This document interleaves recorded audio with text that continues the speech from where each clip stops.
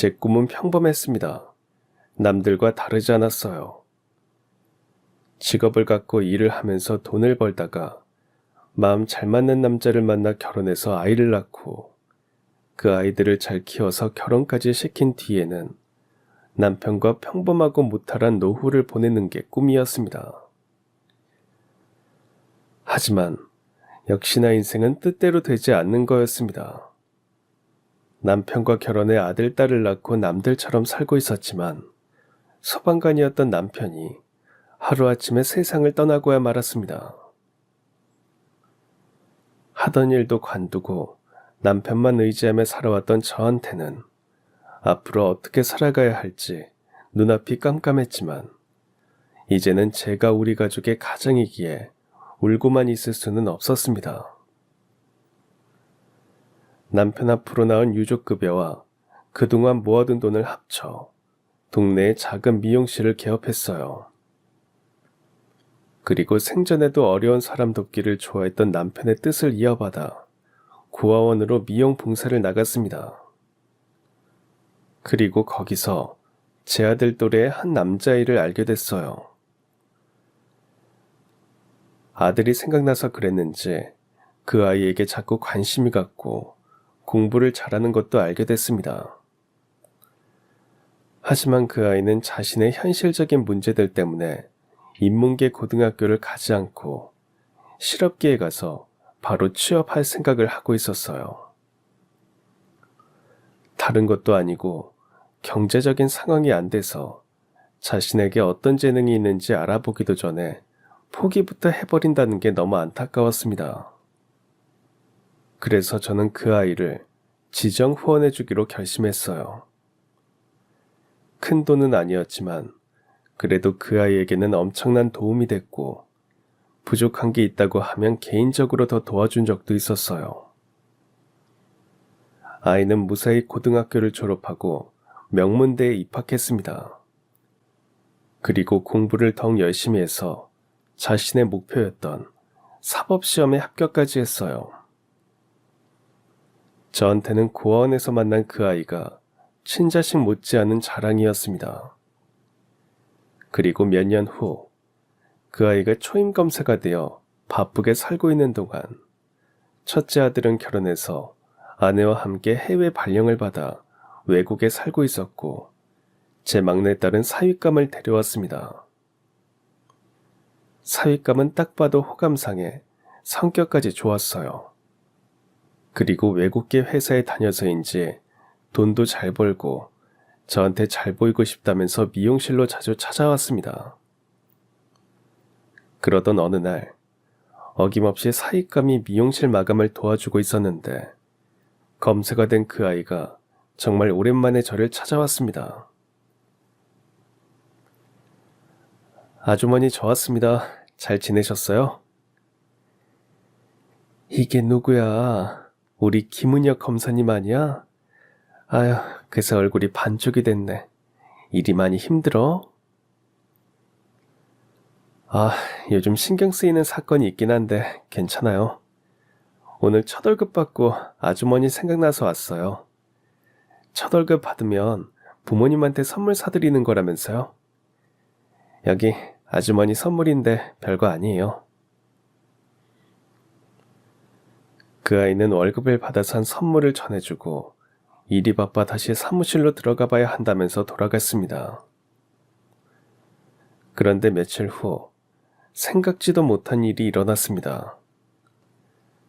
딸과 예비 사윗감이 와서 같이 점심을 먹고 미용실에 손님이 올 때까지 잠시 쉴 겸 커피를 마시고 있었는데요. 갑자기 가게로 제가 후원해서 검사가 된 그 아이가 경찰과 함께 들이닥쳤고 저와 딸이 보는 앞에서 예비 사윗감을 체포했습니다. 작은 마을에 살던 저는 늘 서울을 동경했습니다. 제가 살던 곳과는 다르게 서울은 크고 사람도 많고 활기찬 대도시였기에 비좁은 이 마을을 벗어나 그런 곳에서 한번 살아보고 싶었거든요. 그래서 고등학교를 졸업하자마자 꿈에 그리던 서울로 올라갔습니다. 그리고 미용 학원을 다니면서 기술을 배웠고 자격증을 딴 뒤에 2년 후 드디어 한 미용실에 보조로 들어가게 됐습니다. 매일 서 있어야 했고 선배 미용사들의 뒤치다거리에 몸이 3개여도 모자랐어요. 한창 바쁠 때는 쉬는 건 물론이고 밥 먹을 시간도 없었어요. 너무 힘들어서 고향에 있는 가족들이 그리웠지만 제 고집대로 올라왔으니 포기할 수는 없었습니다. 하지만 마음과 달리 실수는 계속됐습니다.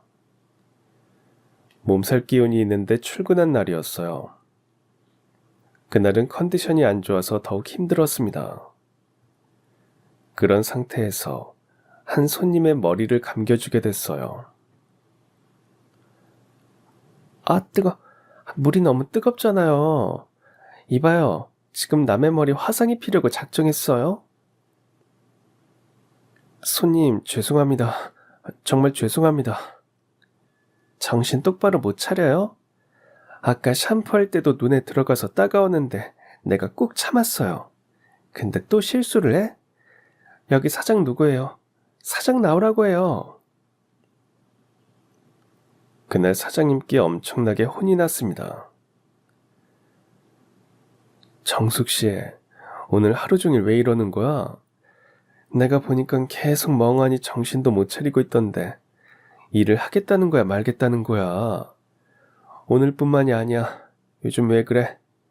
정숙 씨가 계속 그러면 손님들 다 떨어져 나가. 그럼 책임질 거야?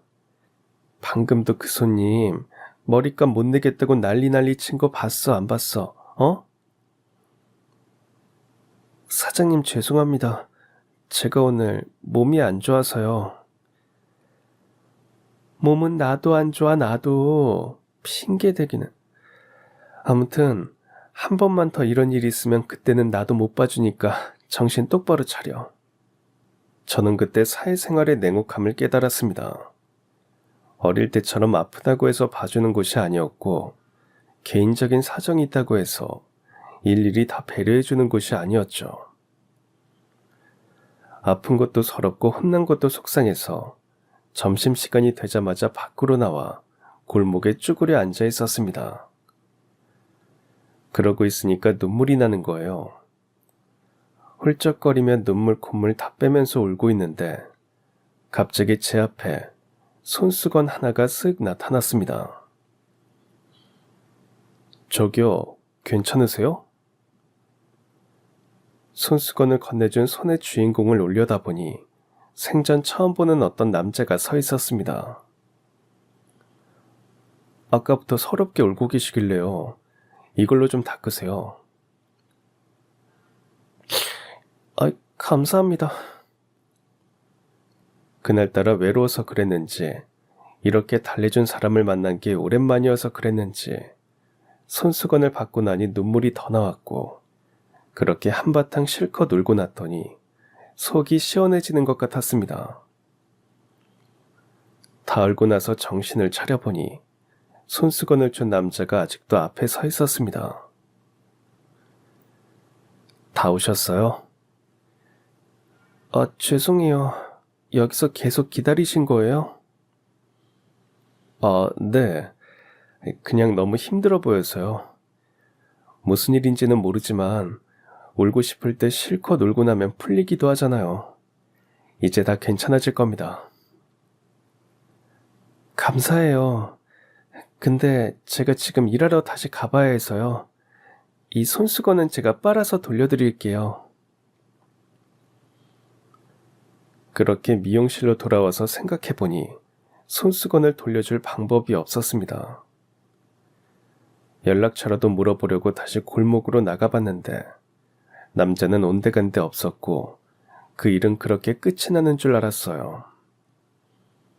하지만 며칠 뒤 저는 그 남자를 다시 만나게 됐습니다.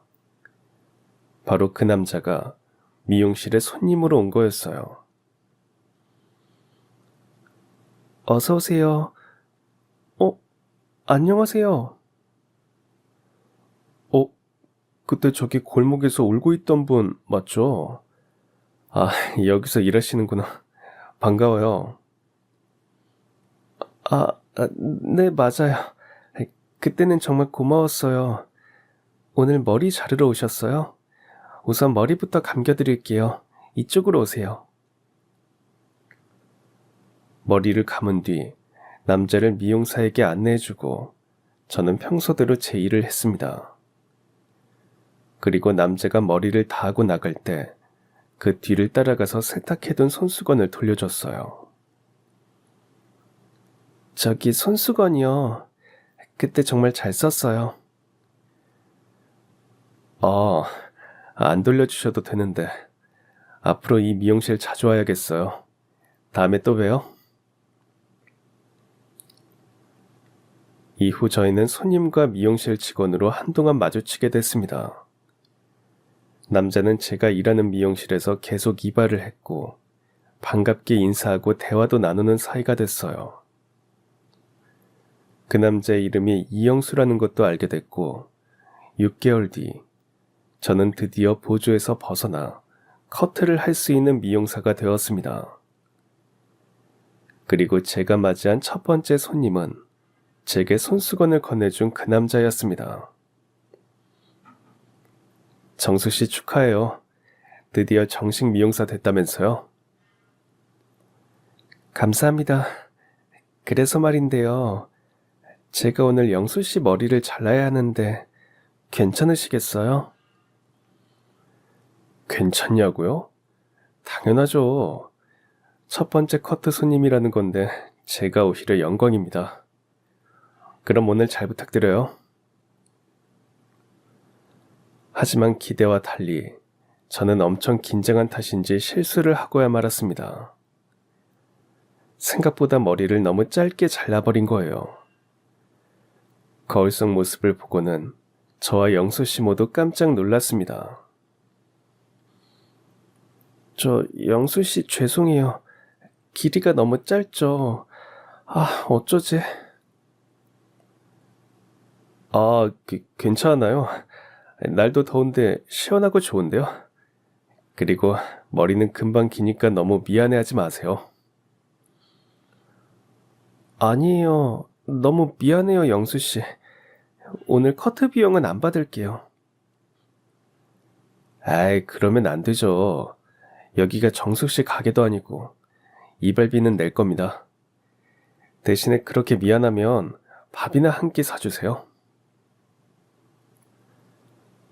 미용실 손님과 밖에서 만나는 게 마음에 걸렸지만 너무 미안했기에 제가 쉬는 날 밥을 사기로 약속했습니다.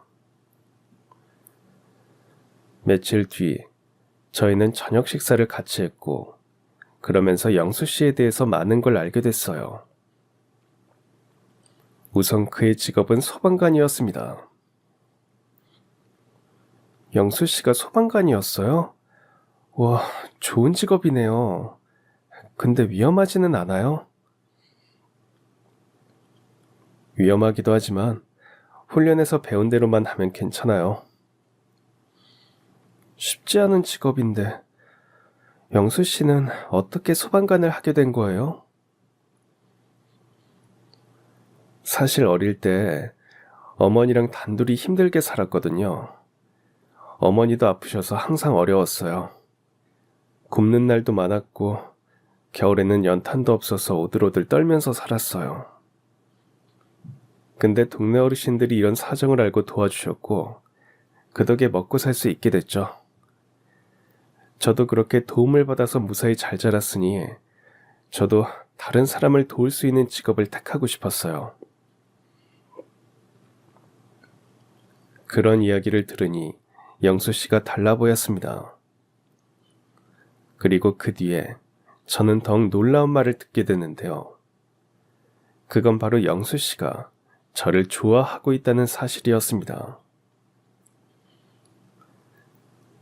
사실 미용실에 다니면서 정숙 씨를 쭉 지켜봤는데 마음이 계속 갔습니다. 그래서 머리 핑계로 오늘 저녁도 같이 먹자고 한 거예요. 정숙 씨, 제가 많이 좋아합니다. 저 역시 영수 씨가 싫지 않았기에 그날을 계기로 저희는 연인이 되었고 1년 뒤에는 결혼까지 하게 됐습니다. 남편은 성실했고 쉬는 날마다 봉사활동도 나가고 있었습니다. 주로 양로원에 갔었는데 저도 쉬는 날이 맞으면 몇 번 따라가곤 했었어요. 남편은 양로원에 계시는 어르신들이 꼭 돌아가신 어머니 같다면서 진심으로 대해드렸습니다. 그런 남편을 보며 저는 존경심도 느꼈어요. 그리고 이런 사람과 오래도록 행복하고 싶었습니다. 소방관이라는 직업 때문에 불안감이 있긴 했지만 저희 부부는 행복했습니다.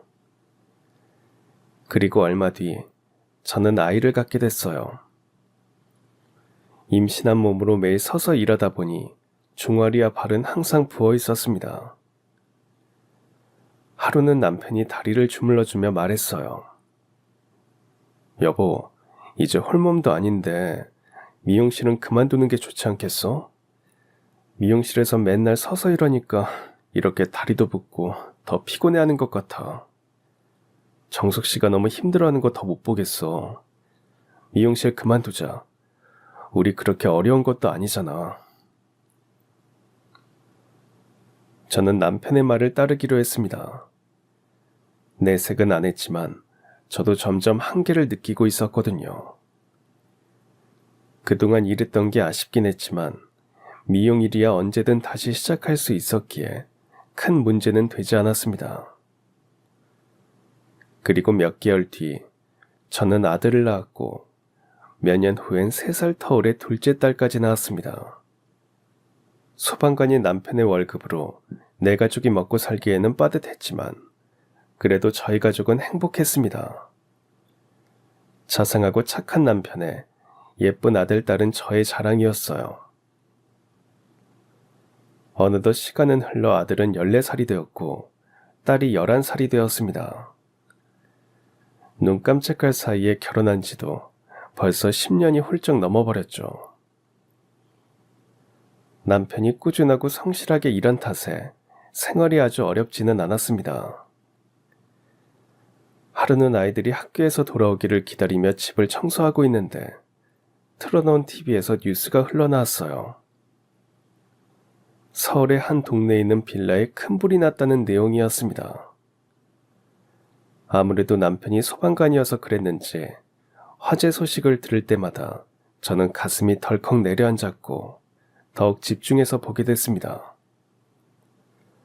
뉴스 속 앵커는 요즘 날이 건조하기 때문에 화재 예방에 더욱 힘써주길 바란다는 말로 마무리를 했지만 뉴스가 끝난 뒤에도 저는 계속 방망이 치는 심장을 주체할 수가 없었습니다. 다른 곳으로 관심을 돌리려고 노력해봤지만 불안감은 가시질 않았고 제 예감이 틀린 것이 아니었습니다. 아이들이 학교에서 돌아오자마자 화재를 진압하러 간 남편이 순직했다는 비보를 듣게 됐습니다. 남편을 만났을 때부터 걱정하던 일이 현실이 되어버린 겁니다. 아이들과 함께 남편의 시신을 확인하며 얼마나 많은 눈물을 흘렸는지 모릅니다. 하지만 이제 제 옆에는 손수건을 건네주며 눈물을 닦아줄 남편이 없었습니다. 아직 어린 아이들과 어떻게 살아가야 할지 앞날이 깜깜하기만 했어요. 남편의 장례식에는 많은 사람들이 찾아와 주었습니다. 빈소에는 동료 소방관들은 물론이고 그동안 남편이 구해준 사람들로 가득했습니다. 고생에 비해 사람들이 그 노고를 알아주지 않는다는 생각에 서운할 때도 있었지만 이렇게 많은 사람들이 찾아와서 남편의 마지막 길에 인사를 해주는 걸 보니 짧았던 남편의 삶이 헛되지는 않았다는 생각이 들었어요. 그걸 보면서 남편의 영정 앞에서 저는 약속했습니다. 여보, 당신 가는 길에 인사하러 온 사람들 보이지? 당신 그동안 헛살지는 않았나 봐요. 당신 먼저 가서 애들이랑 어떻게 살아야 하나 앞길이 막막했는데 걱정 말아요. 당신이 그랬던 것처럼 이제는 내가 우리 가족 잘 보살필 거예요. 우리 큰아들 정훈이랑 막내딸 정서랑 씩씩하게 살아갈 거니까 하늘에서 지켜봐줘요, 여보. 남편의 죽음 이후 저는 다시 미용 일을 시작하기로 했습니다. 그래서 남편 앞으로 나온 순직 보상금과 유족급여, 그리고 그동안 모아온 돈을 합쳐서 동네에 작은 미용실을 오픈했어요. 아이 둘을 키우면서 일을 오래 쉬었던 터라 잘할 수 있을지 걱정이었지만 남편의 직장 동료들이 자주 와줬고 남편의 선행을 알고 있던 동네 사람들이 많이 도와줬습니다. 그래서 걱정했던 것보다 미용실은 잘 되는 편이었어요. 그렇게 생활이 안정되자 제가 받은 도움을 나누고 싶고 살아있을 때 봉사활동을 하던 남편의 뜻을 이어가야겠다는 생각이 들었습니다. 그래서 저는 미용 봉사를 해보기로 했고 집에서 1시간 정도 떨어진 외진 동네에 있는 고아원에 찾아가 원장님을 만났습니다. 저기 실례합니다. 혹시 김원희 원장님 계시나요? 제가 원장인데요. 아, 전화 주신 박정숙 씨 맞으시죠? 어서 오세요. 반갑습니다. 저희 애들 머리를 잘라주고 싶다고 하셨죠? 네, 제가 미용 봉사를 와도 괜찮을까요? 당연하죠. 봉사라는 게 생각은 할 수 있어도 실천하는 게 어려운데 이렇게 큰 마음 먹어주셔서 감사합니다. 저는 한 달에 한 번씩 고아원에서 미용 봉사를 하기로 약속했고 다음 주에 바로 아이들에게 이발을 해주러 고아원을 다시 찾았습니다. 아이들은 대부분 저희 아들, 딸과 비슷한 또래였고 그래서인지 더욱 마음이 쓰였습니다. 아이들은 사랑과 정이 고파서 그런지 처음 보는 저한테도 스스럼 없이 다가와줬어요. 하지만 유독 하나인만은 달랐습니다. 제 아들 정훈이보다 1살 많은 중학생 남자아이였는데 그 애는 언제나 날이 선 표정으로 낯선 사람에게 거리를 두더라고요. 머리카락을 다듬는 중에도 불만스러운 표정으로 앉아있기에 그 애한테는 더욱 친근하게 말을 걸어봤습니다. 넌 이름이 뭐야? 아줌마 아들도 너랑 나이가 비슷한 것 같아. 그래서 그런가? 아줌마는 너랑 친해지고 싶은데 왜 이름도 안 알려주는 거야? 어차피 말해줘도 잊어버릴 거잖아요. 아니야. 아줌마가 기억력이 얼마나 좋은데. 그러지 말고 앞으로 우리 한 달에 한 번, 아니 어쩌면 그 이상으로 자주 볼 수도 있는데 이름 정도는 알려주면 안 될까? 그걸 어떻게 알아요? 여기 온 사람들 다 그랬어요. 처음에만 자주 올 것처럼 하다가 친해질만 하면 안 오고 자기 목적 이루면 언제 그랬냐는 듯이 발길을 싹 끊었다고요. 아줌마도 너무 장담하지 마세요. 아들 또래 남자아이는 봉사활동 오는 사람들을 싫어했습니다. 사람의 정이 그리운 고아원 아이들의 마음을 이용만 한다면서 처음부터 가까워지지 않으려고 거리를 두는 것 같았죠. 이런 아이의 문을 열려면 100마디 말보단 행동으로 보여주는 게 좋을 것 같다는 생각을 했고 저는 정말 꾸준히 고아원에 갔습니다. 처음에는 한 달에 한 번만 갈 생각이었는데 막상 봉사활동을 시작해보니 아이들도 보고 싶고 해서 2주일마다 가게 됐어요. 저는 그곳에 있는 아이들의 머리를 다듬어주고 엄마처럼 이모처럼 진심을 다했습니다. 그랬더니 거리를 두던 그 남자아이도 마음의 문을 조금씩 열어줬어요. 너 정말 이렇게 계속 이름도 안 알려줄 거야? 아줌마 너무 서운하다. 그래도 우리가 만난 지가 벌써 몇 번째인데. 은혁이요. 뭐? 방금 뭐라고 했어? 제 이름이요. 은혁이라고요. 김은혁. 우와, 멋진 이름이다. 은혁아, 앞으로는 그 멋진 이름 자주 불러줄게. 그날부터 저와 16살 은혁이는 조금 더 가까워졌고, 그 애가 학교에서 공부를 아주 잘한다는 것도 알게 됐습니다. 그래서 당연히 인문계 고등학교를 진학해 수능을 보고 대학을 갈 줄 알았어요. 은혁아, 너는 공부도 잘하니까 마음만 먹으면 뭐든지 할 수 있겠다. 아줌마는 어렸을 때 공부에 취미가 별로 없었어. 미용사 자격증도 겨우 땄다니까. 그래서 그런지 너처럼 공부 잘하는 애들이 부럽더라. 은혁이, 너는 어른 되면 뭐 하고 싶어? 저요? 저는 꿈이 없어요.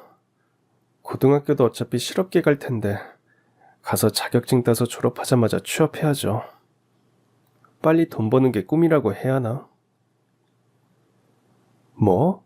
실업계를 간다고? 아니 왜? 너 그 좋은 머리를 그냥 썩히게?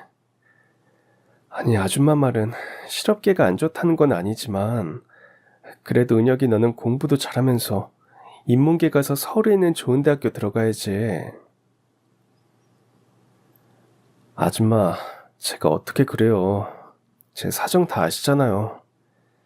요즘은 공부하고 싶어도 돈 없으면 못한대요. 개천에서 용나는 건 옛날 말이래요. 있는 집 자식들이 명문대도 가고 판검사도 하는 거라던데요. 근데 저는 아무것도 없는데 공부를 어떻게 계속하겠어요. 실업고등학교에 입학해서 졸업하자마자 돈을 벌어야 한다는 은혁이가 가여웠습니다. 이렇게 어린아이가 벌써부터 자신의 환경 때문에 꿈을 접는 게 안타까웠죠. 저기 은혁아, 공부 잘하고 머리가 좋은 것도 재능이야. 네가 가진 재능을 피워보지도 못하고 미리 포기하는 건 아닌 것 같다. 그러니까 우리 같이 방법을 찾아보자. 아줌마도 도와줄게. 저는 이렇게 은혁이를 설득했지만 씁쓸한 표정에서 이미 이 아이가 많은 걸 포기했다는 걸 느낄 수 있었습니다. 그래서 원장님과 상의를 해봤어요. 저기 원장님, 은혁이가 실업고등학교를 간다고 하던데 들으셨어요? 네, 알고 있습니다. 아무리 설득해도 은혁이가 마음을 굳혔는지 확고하더라고요. 그리고 안타깝지만 고아원에 있는 애들이 대부분 그래요. 공부를 잘해도 엄청나게 잘하지 않은 이상은 장학금 받는 것도 어려워서 일찍 대학은 포기하고 기술부터 배우는 애들이 많거든요. 저도 방법이 없으니까 무턱대고 은혁이를 설득할 수가 없더라고요. 저기 원장님, 그런 제가 도울 수 있는 방법은 없을까요? 은혁이 공부 잘하는데 너무 안타까워서 그래요. 원장님은 저한테 지정 후원이라는 게 있다는 걸 알려주셨습니다. 그래서 저는 얼마 안 되는 돈이었지만 은혁이가 학원에 다닐 수 있도록 학원비를 후원해 주기로 했습니다. 그것만으로도 그 아이에게는 큰 도움이 되는 것 같았어요. 다른 아이들처럼 학원을 다니게 된 것만으로도 은혁이는 즐거워했고 그 모습을 보는 저도 뿌듯했습니다. 얼마 뒤 은혁이는 제가 자신을 후원하고 있다는 걸 눈치챘습니다. 아줌마, 저 후원해 주시는 거 아줌마 맞죠? 어? 알았어? 아야, 후원이랄 것도 없다. 고작 학원비 보내주는 것 뿐인데 뭘. 아줌마, 지금까지 세상에는 혼자라고 생각했는데요. 아줌마 만나고 나서부터는 그 생각이 바뀌었어요. 세상에 제 편 되어줄 사람이 한 명 정도는 있는 것 같아요. 그게 바로 아줌마고요. 정말 감사합니다. 저 공부 열심히 해서 훌륭한 사람 될게요. 은혁이는 중학교를 졸업한 뒤 인문계 고등학교에 진학했습니다. 당연히 성적은 좋았고 머리가 좋은 애가 공부까지 열심히 하다 보니 서울에 있는 명문대에 붙는 건 당연한 결과였습니다. 그리고 학교에서도 좋은 선생님을 만나 은혁이가 받을 수 있는 장학금을 알아봐 주셨고 그 덕에 학비도 해결할 수 있었습니다. 저는 은혁이의 고등학교 졸업식에 아이들을 데리고 참석했고 다 같이 중국집에 가서 졸업기념으로 짜장면과 탕수육을 먹었습니다. 은혁아 졸업 축하한다. 앞으로는 지금보다 훨씬 더 잘 될 거야. 우리 정환이랑 정서도 은혁이 형처럼 공부 열심히 하면 얼마나 좋아. 아무튼 은혁이 앞날은 이제 탄탄대로야. 아줌마가 그건 장담해. 아줌마 정말 감사합니다. 대학교 근처에 작은 집도 구했어요. 나중에 한번 와보세요. 아참, 그리고 저 드디어 꿈도 생겼어요. 정말? 뭔데? 아줌마도 너무 궁금하다. 저 검사 될 거예요. 아무것도 가진 게 없는 제가 성공할 수 있는 방법은 사법시험 봐서 법조인이 되는 것 같아요. 뭐? 검사? 그거 정말 어려운 일 아니야? 그렇죠. 시험도 어렵고 시간도 오래 걸릴 거고요. 근데 검사 돼서 우리 고아원 동생들한테도 보여주고 싶어요. 노력하면 뭐든지 될 수 있다는 걸요. 그리고 제가 받았던 도움을 검사 돼서 정의로운 일 하면서 되돌려주고 싶기도 하고요. 아휴, 우리 은혁이가 정말 다 컸네. 이런 말도 다 하는 것 보면. 그래, 아줌마도 은혁이 꿈 응원할게. 다시 한번 졸업 축하한다. 은혁이가 고아원에서 자립해 나간 뒤에도 저는 계속해서 물심양면으로 그 아이를 도와줬습니다. 몇 년을 후원하면서 옆에서 지켜보니 은혁이는 제 가족이나 마찬가지였거든요. 혼자 사는 아이가 밥을 굶진 않았으면 해서 반찬을 만들어 가져다 주기도 했고 얼마 안 되는 돈이지만 한 달에 한 번씩은 은혁이의 계좌로 용돈을 입금해 주기도 했습니다. 은혁이는 대학교에 들어갔을 때부터 사법시험을 준비했기에 예전처럼 자주 만나지는 못했지만 그래도 전화로 서로의 안부를 물으면서 계속해서 인연을 이어가고 있었어요. 은혁이도 머리 좋은 거라면 어디서 빠지지 않을 아이였지만 사법시험은 달랐습니다. 쉬운 일이 아니었죠. 그동안 2번을 떨어졌기에 은혁이는 조급해하는 것 같았습니다. 오랜만에 얼굴이나 볼까 해서 반찬을 들고 자취방으로 찾아가 보니 은혁이의 얼굴이 반쪽이 되어 있었어요. 어머, 은혁아, 너 얼굴이 왜 이렇게 야위었어? 밥은 먹고 공부하는 거야? 아줌마 오셨어요. 그게 요즘 입맛이 없어요. 입맛이 없어도 밥은 먹어야지. 그래야 공부도 할 거 아니야. 안 되겠다. 아줌마가 오늘은 너 밥 먹는 것까지 보고 가야겠어. 아줌마가 네가 좋아하는 갈비 만들어 왔으니까 일단 밥부터 먹자.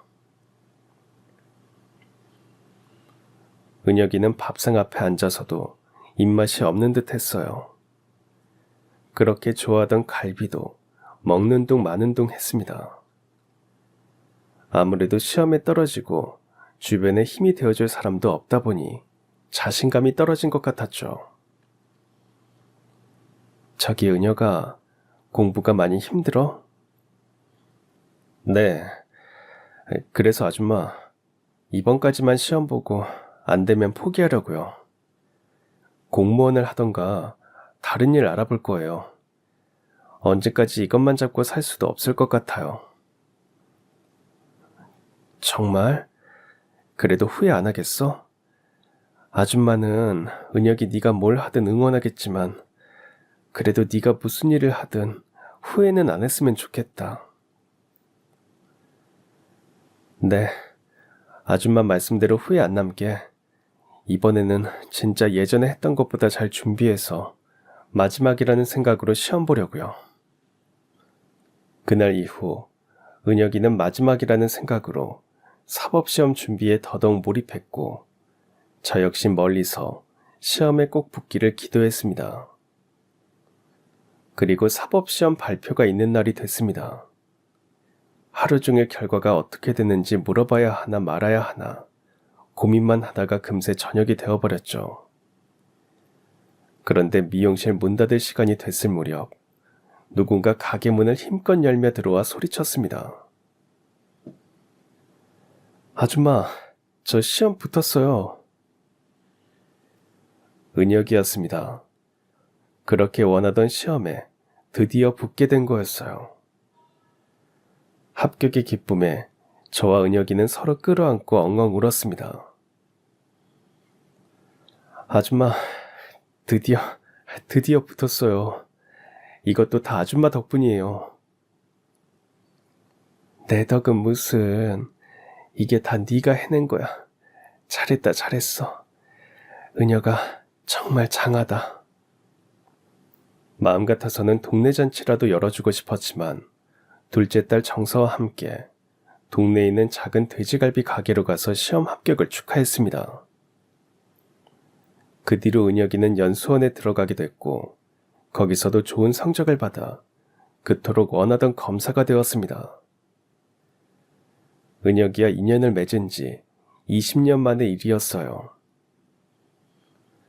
은혁이가 검사가 되기 위해 열심히 노력하고 있는 동안 제 첫째 아들 정환이는 취업도 하고 결혼까지 해서 해외지사로 발령을 받아 아내와 함께 독일에 가 있었고요. 막내딸 정서는 저와 함께 살면서 작은 회사에 다니고 있었습니다. 이제 제 고민은 이 막내딸이 좋은 사람을 만나서 결혼하는 것밖에 없었어요. 생각 같아서는 은혁이와 정서가 인연이 되면 얼마나 좋을까 싶었지만 인연이 아니었는지 둘은 옆에서 보기에도 연애 감정이라고는 하나도 없는 사이좋은 남매 같았습니다. 그러다 막내딸이 결혼하고 싶은 사람이 있다면서 한 남자를 소개해 줬습니다. 엄마, 이쪽이 제가 전에 말했던 지금 저랑 만나고 있는 박현수 씨예요. 현수 씨, 여긴 내가 세상에서 제일 사랑하는 우리 엄마. 어머니 안녕하세요. 처음 뵙겠습니다. 박현수라고 합니다. 아유, 진작 찾아뵀어야 했는데 이제 인사드리게 됐네요. 이건 제 선물입니다. 어머니가 과일 좋아한다고 하셔서 사왔는데 맛있을진 모르겠어요. 그리고 이건 홍삼인데요. 건강에 좋다고 해서 사왔습니다. 딸이 데리고 온 남자는 인물도 훤하고 성격도 서글서글해 보였습니다. 아유, 뭘 이런 걸 다 사왔어요. 그냥 와도 되는데. 이거 전부 다 비쌀 텐데 나는 아무것도 준비를 못해서 어쩌나. 아닙니다. 괜찮습니다. 정서 씨를 이렇게 예쁘게 키워주신 것만으로도 얼마나 감사한데요. 저희는 그날 제가 준비한 저녁을 맛있게 먹고 조금 더 이야기를 나눈 뒤 헤어졌습니다. 딸은 남자친구를 배웅해주고 부엌에서 설거지를 하고 있는 제 옆으로 다가왔습니다. 엄마, 우리 현수 씨 어때요? 뭐 사람이 괜찮아 보이더라. 인물도 훤칠하고 성격도 좋아 보이고.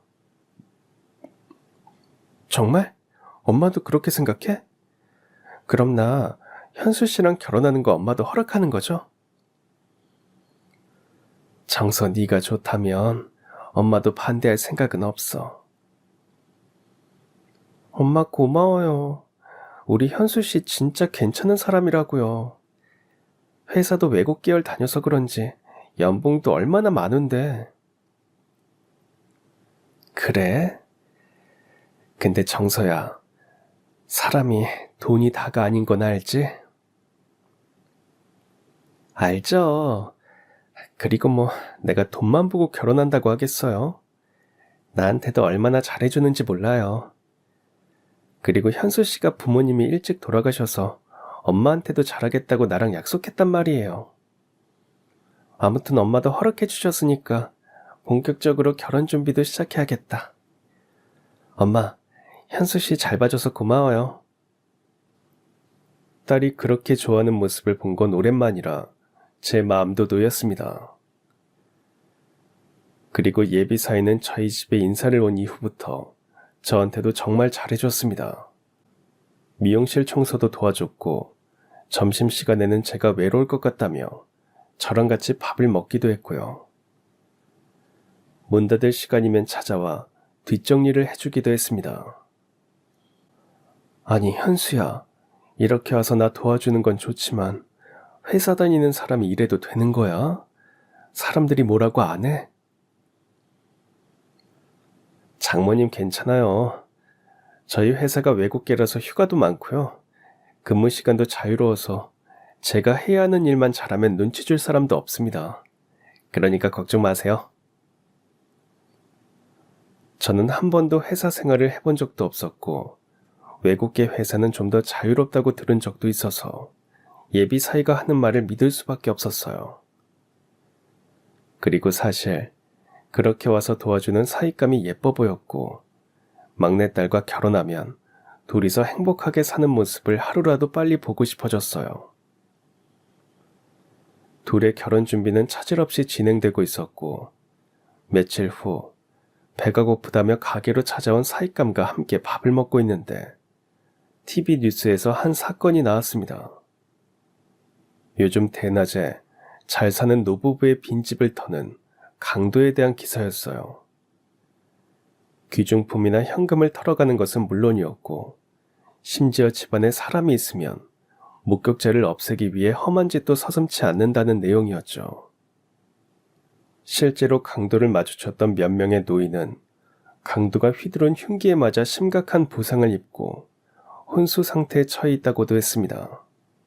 이 사건은 현재 검찰청으로 넘어가 검찰과 경찰이 범인을 잡기 위해 최선을 다해 수사 중에 있다는 말로 뉴스는 마무리됐습니다.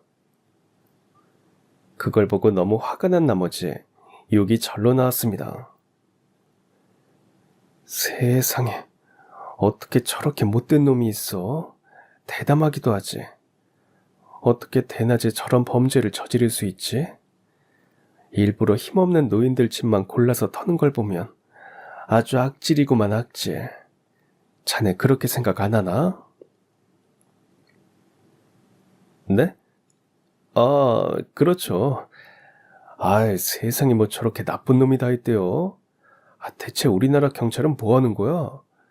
어떻게 된 게 저런 강도 하나 못 잡고 이 지경이 되게 만드냐고.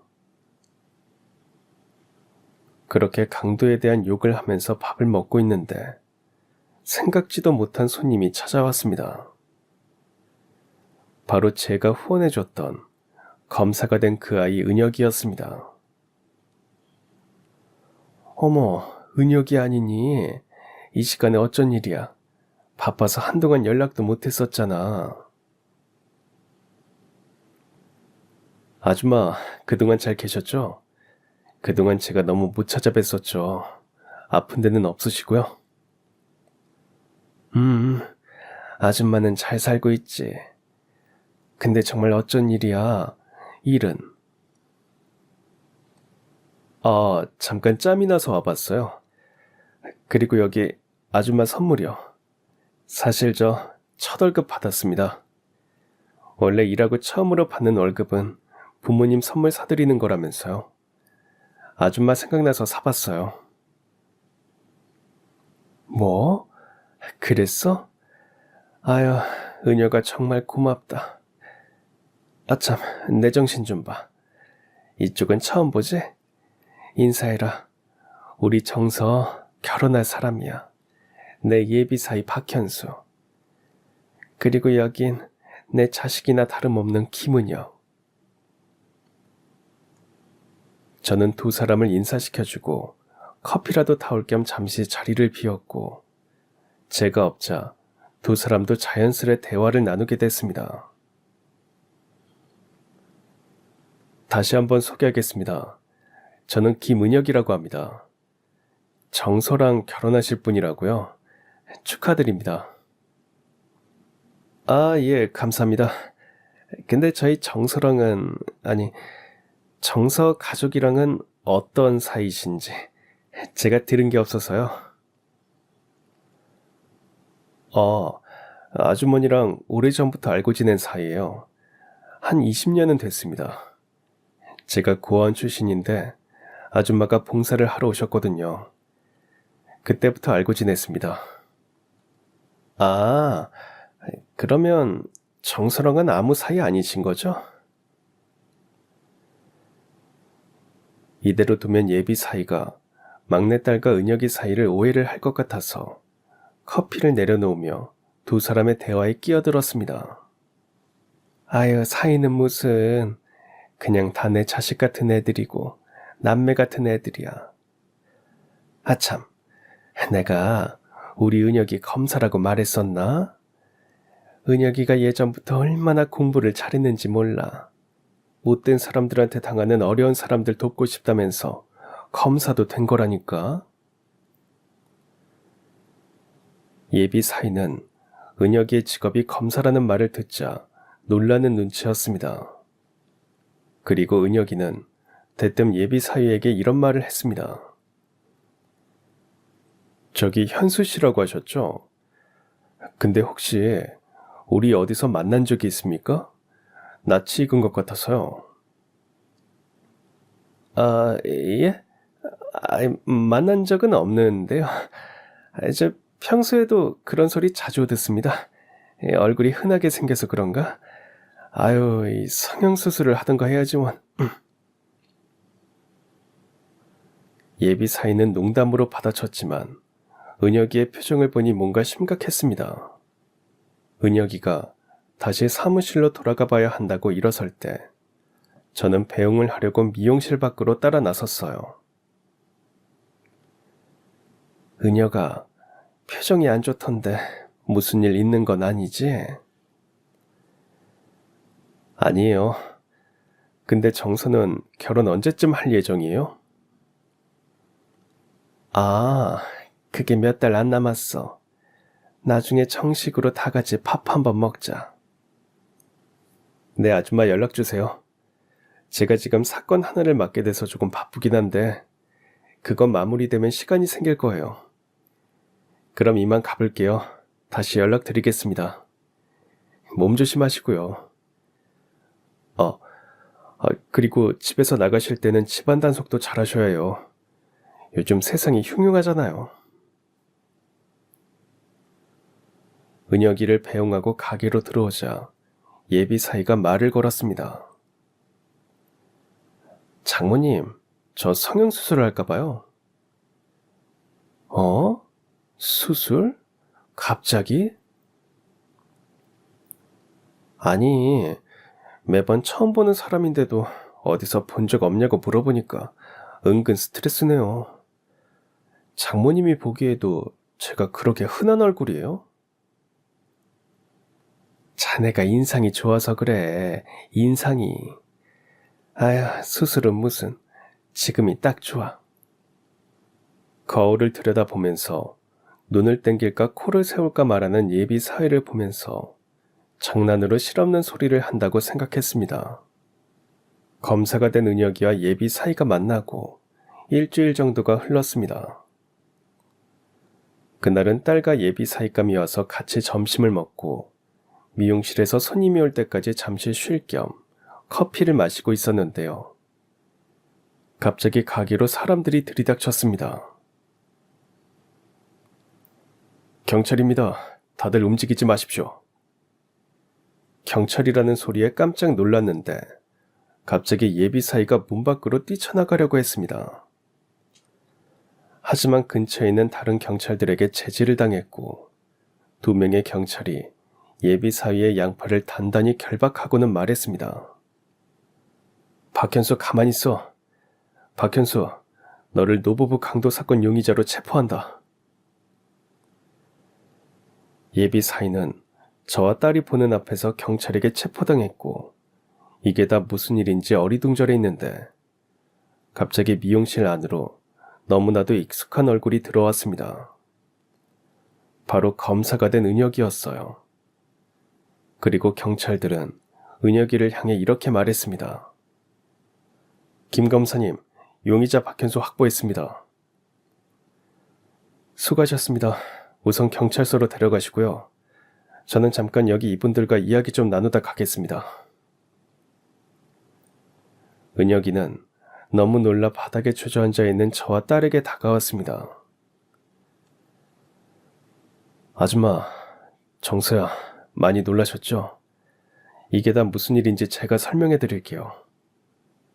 박현수라는 저 자식, 그동안 제가 조사하고 있던 사건의 용의자였어요.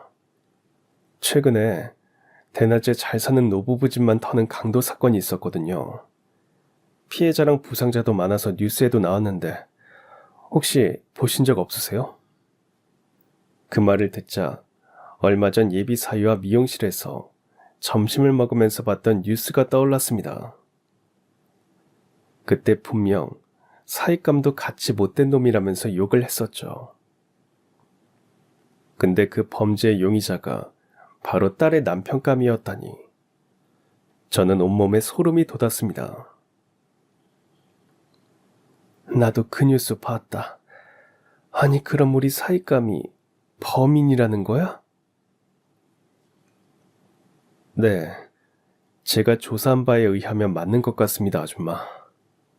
그동안 정말 이상한 점이 하나도 없었어요? 없었어. 나랑 정서한테는 너무 잘하고 착하고 그랬어. 은혁아, 어떻게 이런 일이 있을 수가 있니? 너는 어떻게 알게 된 거야? 월급 탔다고 찾아온 날이요. 다시 사무실로 돌아가서 제가 맡은 사건 파일을 살펴보고 있는데 그 서류 속에서 본 몽타주랑 아줌마 사익감 얼굴이 너무 닮았더라고요. 그래서 다시 알아보기 시작한 거예요. 은혁이는 얼마 전 뉴스에서 나온 노부부 빈집 털이범에 대한 사건을 조사 중이었습니다. 범인이 어찌나 철저한지 강도짓을 하기 전에 CCTV도 다 돌려놨고 자신의 흔적을 하나도 남기지 않아서 단서가 없었기에 범인을 특정해서 잡는 데 어려움을 겪고 있었어요. 그런데 몇 주 전에 드디어 목격자가 등장했습니다. 빈집인 줄 알고 털었던 노부부의 집에 가정부가 있었던 거였죠. 가정부는 강도가 든 걸 직감하자마자 몰래 숨어 있었고 하늘이 도왔는지 다행히 들키지 않았습니다. 그 가정부가 목격한 걸 토대로 몽타주를 만들었는데 그게 도움이 된 거였습니다. 은혁이는 제 미용실에 다녀간 날 사건 자료를 처음부터 다시 검토해봤고 제 사익감이라 소개받은 남자가 범인일 것 같다는 의심을 품게 됐습니다.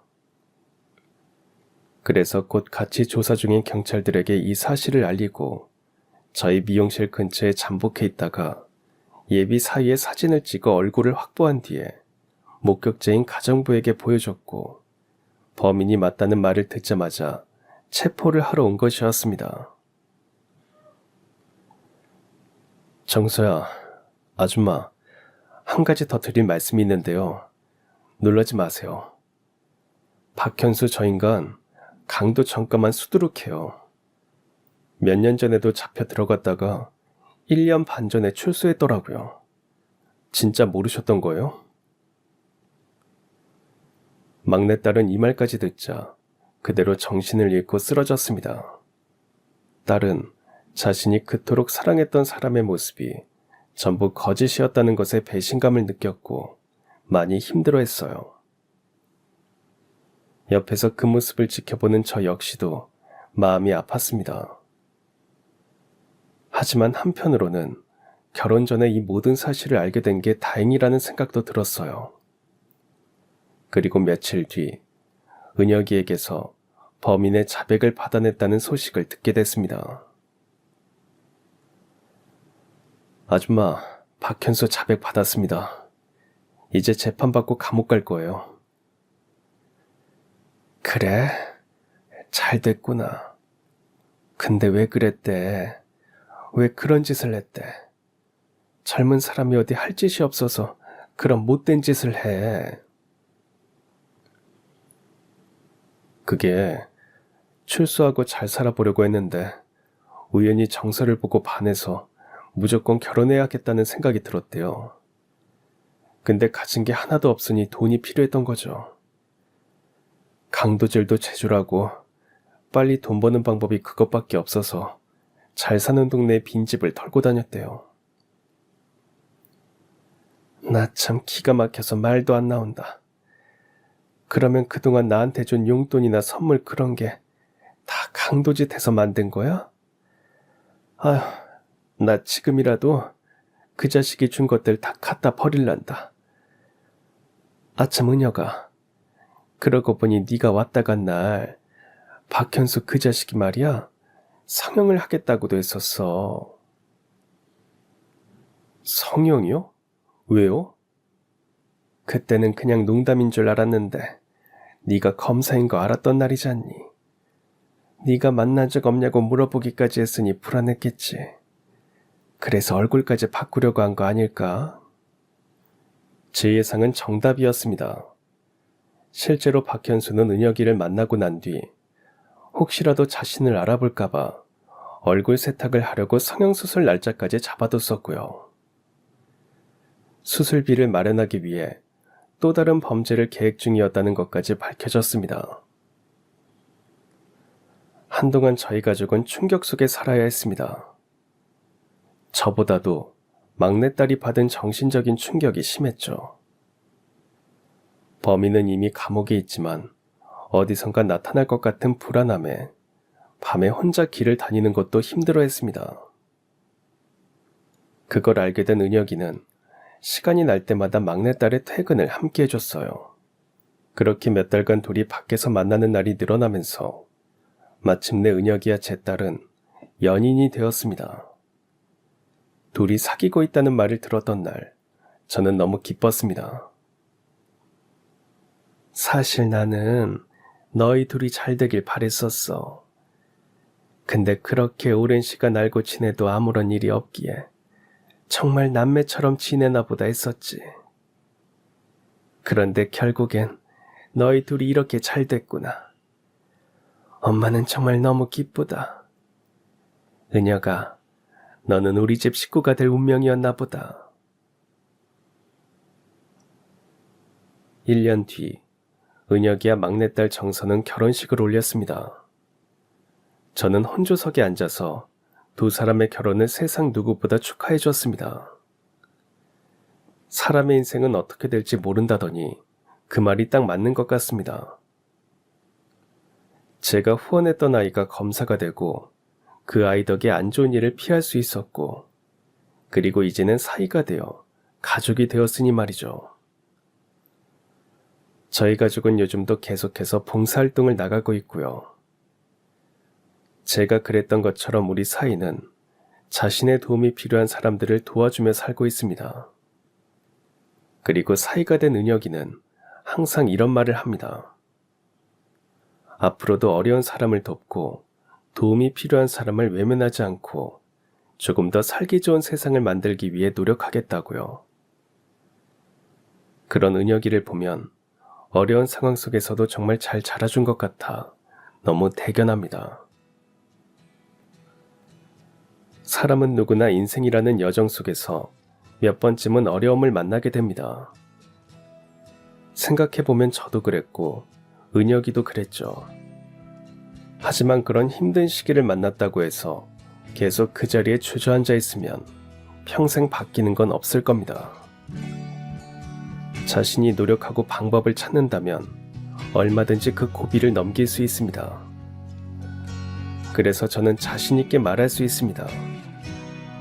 굴곡진 인생이라도 찾으려고만 한다면 그 안에는 분명 행복이 있다고 말입니다. 그럼 지금까지 사연 들어주셔서 감사합니다.